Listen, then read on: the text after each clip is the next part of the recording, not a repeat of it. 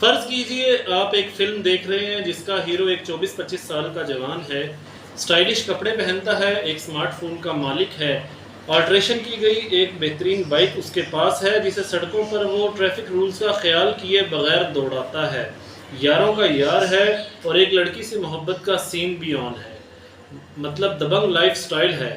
مگر اس کی زندگی کا ایک پہلو اور بھی ہے۔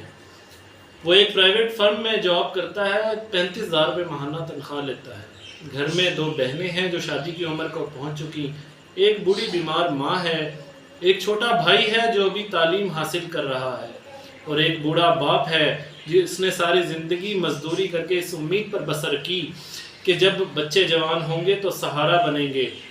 مگر موصوف سے جب بھی گھر کے دیگر مسائل پر گفتگو کی جائے تو اپنی کمائی کا مختصر حصہ 15,000 روپے گھر میں دینے کے بعد ان کا دعویٰ ہوتا ہے کہ پیسے دے تو رہا ہوں، اور کیا چاہتے ہیں؟ کیا آپ چاہتے ہیں جیسی بیکار زندگی آپ نے گزاری میں بھی ویسی ہی گزار دوں؟ ایسے کردار کو آپ ہیرو تسلیم کر لیں گے؟ اگر نہیں، اور یقیناً نہیں، تو اپنا انکار ارد گرد بکھرے ایسے بے شمار کرداروں تک پہنچا دیجئے، کیونکہ ریئل ہیرو خود غرض نہیں ہوتے۔